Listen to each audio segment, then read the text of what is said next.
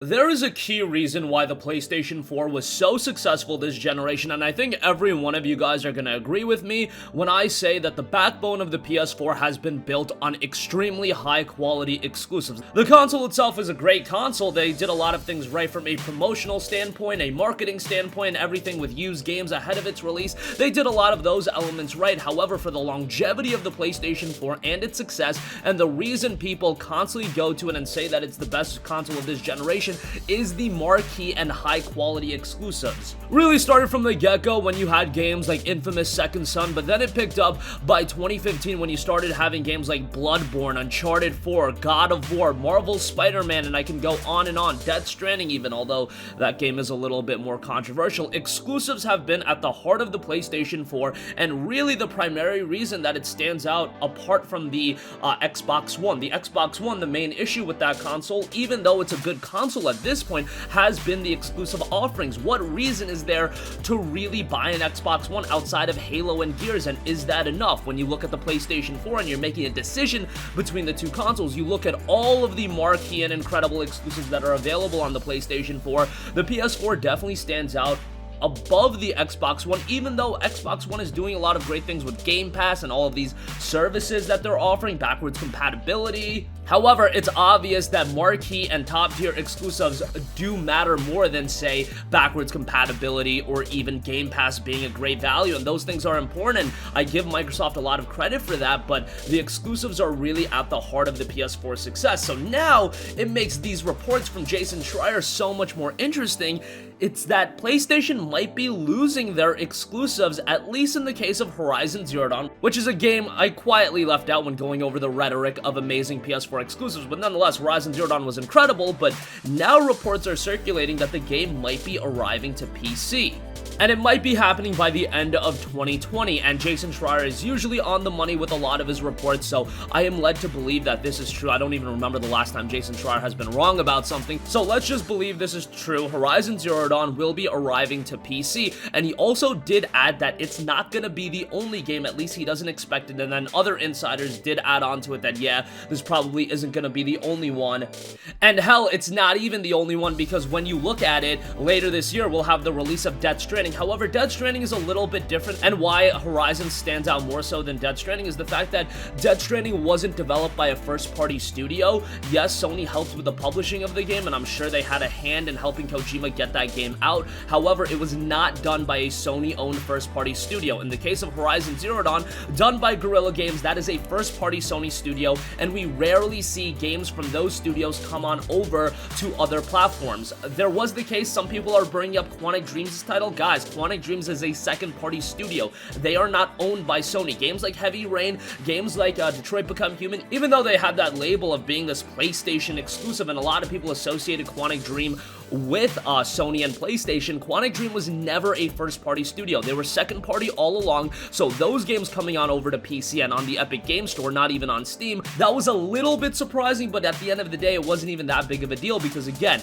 it was a second-party studio. In the case of Horizon Zero Dawn, that is a first-party studio, and that would be a big step in a different direction. I'm not going to say bad or good, but it is very much a step in a different direction than what we've been accustomed to from Sony, and now reports are circulating that for The Last of Us Part 2, Naughty Dog is looking for people that have experience with NVIDIA technology, and Naughty Dog has never put out job listings like that, so that probably means that The Last of Us Part 2 or some sort of Naughty Dog project is gonna come on over to PC at some point. Now, some people might be a little bit worried about this. Does that dilute the quality of PlayStation? Does that make PlayStation less of an appealing option if I can play these games on PC as well?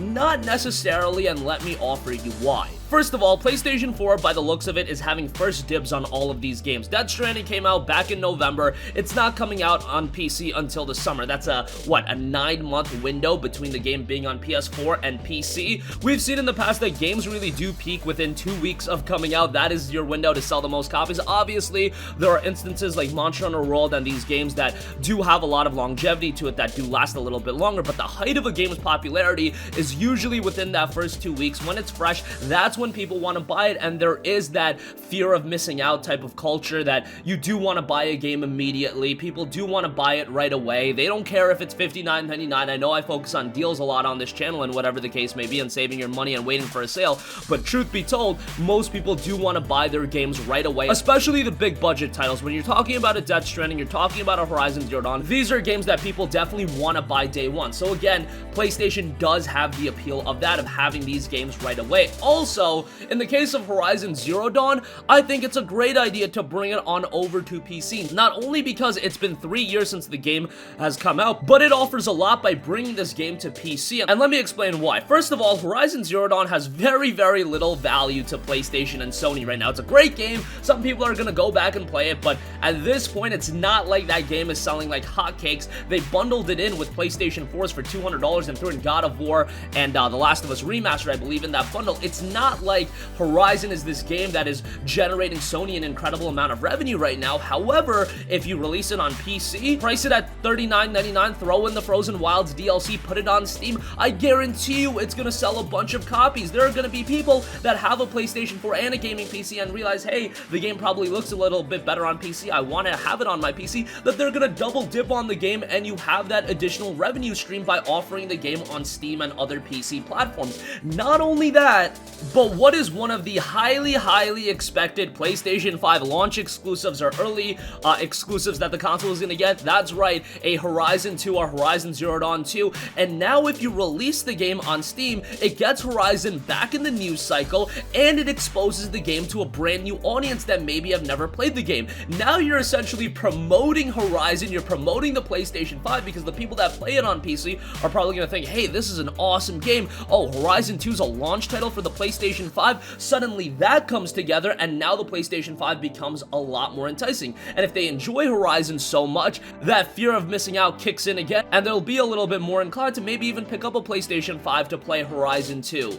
And Horizon is a game that, again, I think is going to sell very well, and you essentially use it as a promotional tool by offering it on PC, and I think that does a lot. Now, maybe some of you guys are going to say, isn't this a little bit hypocritical because people were hating on Microsoft and their handling of exclusives and them releasing it on all platforms? It's a little bit different with Sony and Microsoft, at least up until this point and with the information we have. First of all, Microsoft is releasing their exclusives day and day with PC, which is great for PC gamers, but that does dilute the need of having an Xbox One. Also, I don't even think it's that big of an issue to release their exclusives on PC day and day, because I do really believe that there is a different audience. There are some people that just want the console experience, and then there are some people that want the PC experience, and cue the droves of people saying, well, you can just hook up an HDMI cable to your TV. Everybody knows that, but there's just an audience that rather prefers a console. There's an audience that prefers a PC, and yes, is there some crossover? I'm sure, but I really don't think it's as big as people make it out to be. I think PC players just play the games that are available on PC.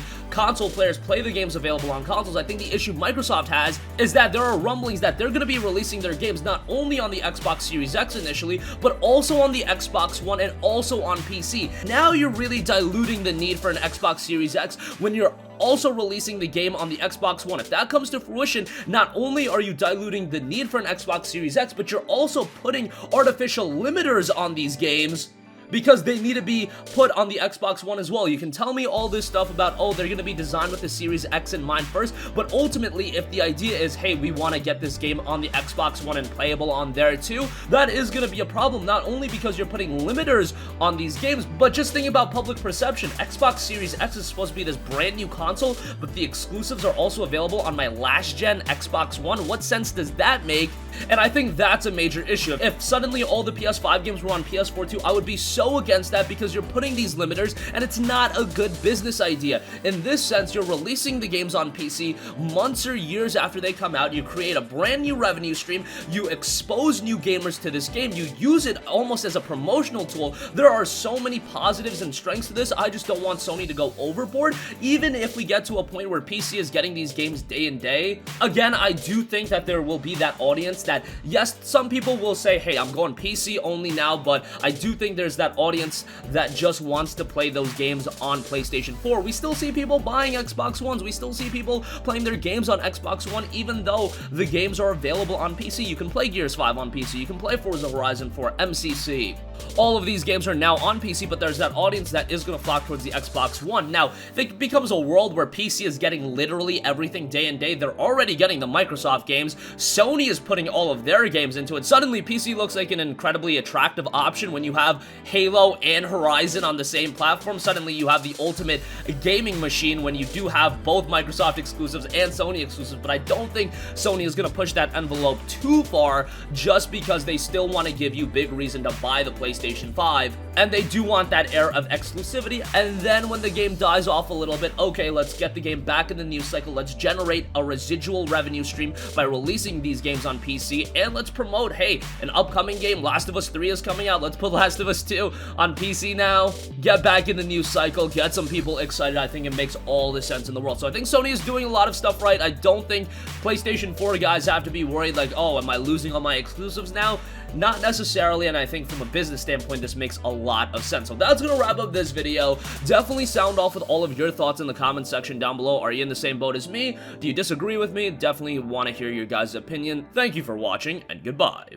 Hey guys, we hope you enjoyed the video, and if you did, make sure to hit the subscribe button, and if you're already subscribed, do us a favor and hit the bell icon. This way you'll be notified whenever we post a new video. That's the best way to keep up with all of our uploads, and we usually try to upload 2 videos a day. And with the bell icon hit, you'll be notified whenever we do upload a video. As always, thanks for watching.